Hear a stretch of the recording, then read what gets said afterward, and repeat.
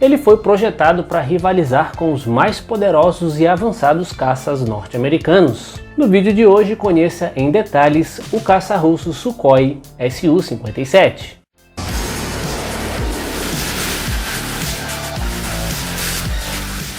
Olá pessoal, e hoje a gente vai ver aí mais uma releitura de um daqueles vídeos antigos do canal que tiveram que ser excluídos por causa das músicas utilizadas, com aquele velho problema de direitos autorais. E hoje a gente vai conhecer um pouco mais sobre o primeiro caça russo furtivo operacional a ser fabricado na Rússia. O Sukhoi Su-57, inclusive esta miniatura aqui que a gente tem no nosso cenário, é tido como um caça furtivo de quinta geração monoplace, ou seja, com apenas um assento, e também é um caça bimotor. E esse caça foi desenvolvido para operações de superioridade aérea e também de ataque ao solo, ou seja, também é um verdadeiro caça multifunção. E essa aeronave é o produto de um programa para o desenvolvimento de um caça de quinta geração para a Força Aérea Russa. E esse caça foi projetado para possuir capacidades de super cruise, super manobrabilidade, furtividade e aviônicos avançados. E como eu falei há pouco, então o Su-57 é um caça multimissão e é a primeira aeronave furtiva operacional da Força Aérea Russa. E essa aeronave incorpora motores com sistemas de empuxo vetorado, permitindo que execute manobras até como aquela famosa cobra de Pugachev. Os motores dessa aeronave permitem que ela atinja velocidades de Mach 2, além de voar em voos supersônicos sem o uso de pós-combustores, que é aquele chamado Super Cruise. E alguns dados sugerem uma capacidade de Super Cruise em torno de Mach 1.6. E um fato interessante é que o desempenho de subida é o melhor dentre todos os caças atuais, já que ele é capaz de manter uma taxa de subida que varia entre 65 a 70 mil pés por minuto e possui um teto de serviço de 66 mil pés. E o Su-57 ainda faz uso extensivo de materiais compósitos. No primeiro protótipo, os materiais compósitos representavam cerca de 25% do peso estrutural e quase 70% de toda a superfície externa da aeronave. E o que se sabe é que os protótipos do segundo estágio aumentaram o uso de material compósito e ainda possuem estruturas mais fortes, uma cauda mais alongada e uma envergadura maior, além da possibilidade de instalar motores mais novos. Um outro dado que eu acho interessante é o que sugere que esse avião poderia suportar até 15 Gs de sobrecarga, e isso obviamente no modo não tripulado, já que uma carga G dessas aí seria altamente prejudicial a qualquer ser humano. As armas dele podem ser alojadas em dois compartimentos principais, como vocês podem ver aí na imagem, que ficam ali próximos às entradas das nacelles dos motores, além de outros dois compartimentos menores perto da raiz da asa. E como muitos de vocês já devem imaginar, esse transporte interno de armamentos chega a ser até um pré-requisito em aeronaves furtivas, além de eliminar o chamado arrasto aerodinâmico.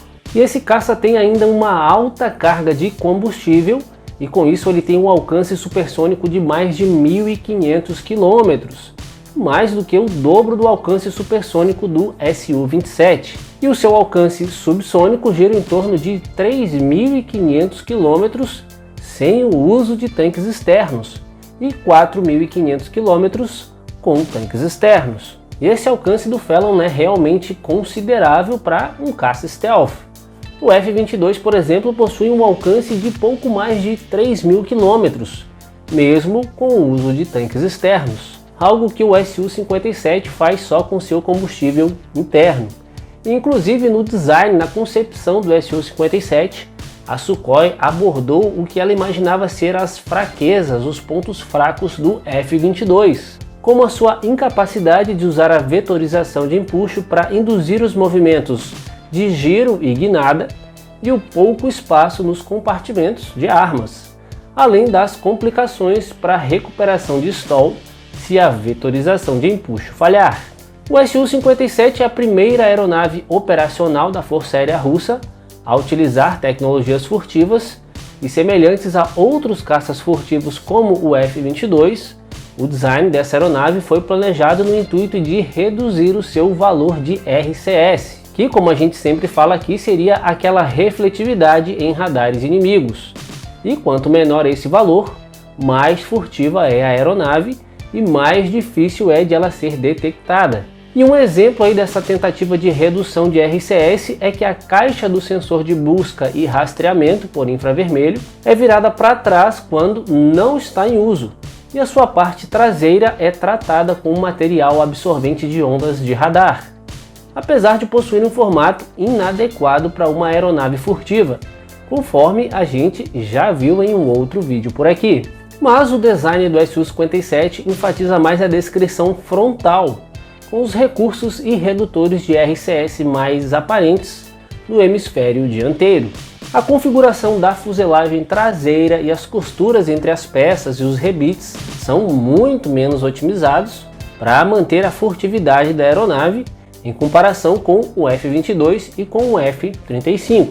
E são justamente esses fatores que fazem com que esse caça ainda fique bem atrás dos caças americanos nessas questões aí de furtividade. E para vocês terem uma ideia, a Sukhoi sugere um valor de RCS médio de aproximadamente 0,1 a 1 metro quadrado. Um valor ainda bem baixo quando comparado com o Su-27, por exemplo, com os seus 10 a 15 metros quadrados, mas ainda modesto quando comparado com os jatos americanos furtivos, que possuem valores centenas, milhares de vezes menores que estes. Olha, o F-22 possui um valor de RCS estimado de 0,0002 metro quadrado e já o F-35 de 0,001. Então a diferença realmente é bem expressiva. E já quanto aos motores, os primeiros exemplares do caça contam com uma motorização com potência equivalente ali à do F-22, mas as próximas unidades vão contar com um motor mais poderoso, com um aumento do empuxo, além de ter custos de operação mais baixos, melhor eficiência de combustível e ainda terá um peso cerca de 30% menor e com menos peças móveis. E com isso, o que se estima é que esse novo motor aí vai produzir aproximadamente 176 kN no pós-combustor, o que fará do Su-57 o caça mais potente de todos os tempos. Para combates aéreos, o Su-57 deve transportar 4 mísseis além do alcance visual em suas 2 baias de armas principais e 2 mísseis de curto alcance nas baias de armas da raiz da asa. E essas baias principais podem também acomodar uma série de mísseis ar-solo, antinavio e anti-radiação.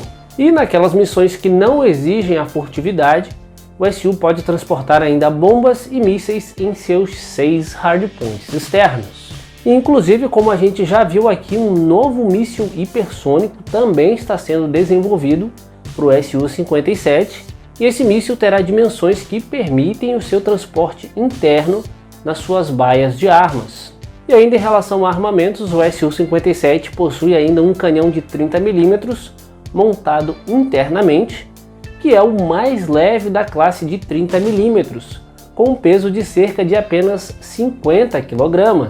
E esse canhão é eficaz contra alvos terrestres, marítimos e aéreos, até mesmo os levemente blindados, e é efetivo até 800 metros para alvos aéreos e 1.800 metros para alvos no solo.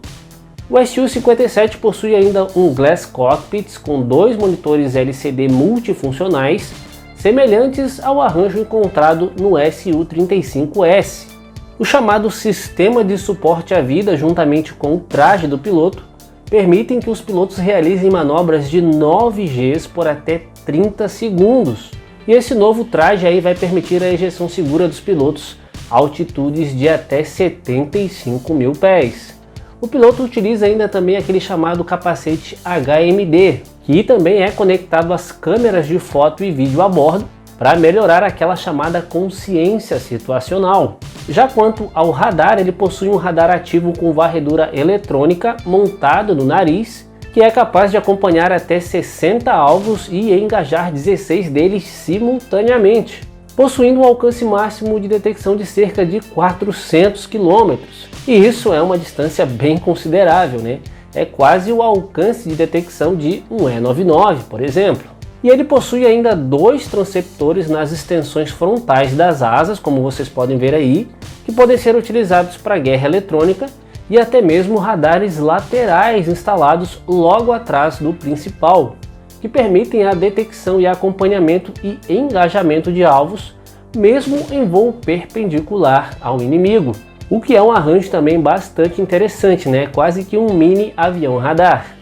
E o Su-57 conta ainda com uma sofisticada suíte de aviônicos, inclusive com um sistema eletroóptico que pode detectar, identificar e rastrear vários alvos simultaneamente.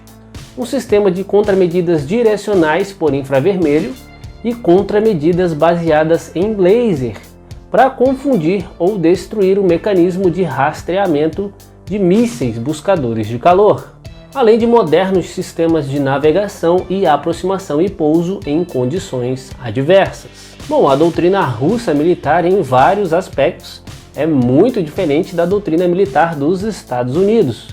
Esse caça também segue uma filosofia de design um pouco diferente. O sensor furtivo infravermelho utilizado por ele tem a intenção de detectar aviões inimigos passivamente, ou seja, sem emitir nenhum sinal, inclusive aviões furtivos a algumas dezenas de quilômetros.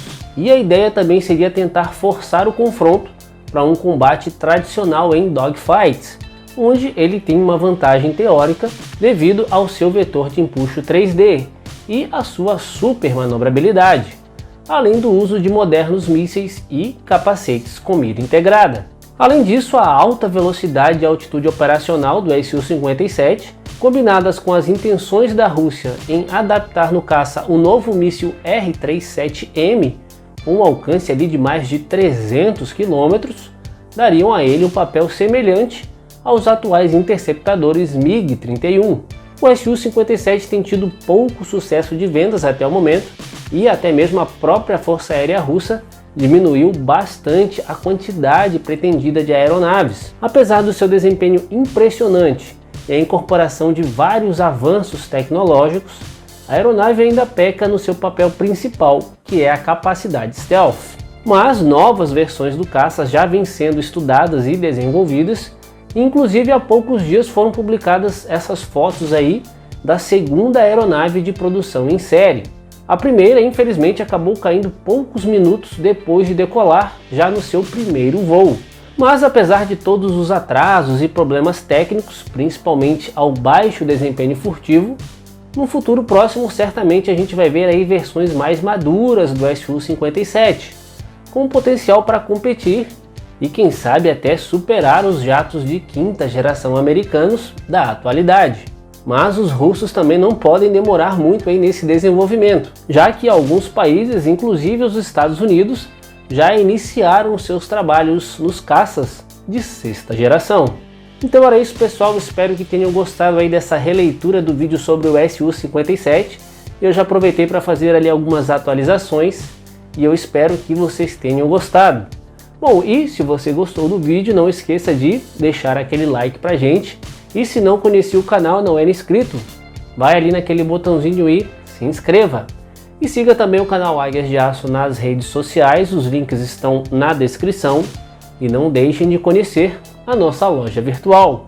E lá você encontra miniaturas como essas aqui, além de outras, e também camisetas, tem camiseta do Su-57 também, e quadros decorativos. Um forte abraço a todos vocês e até a próxima!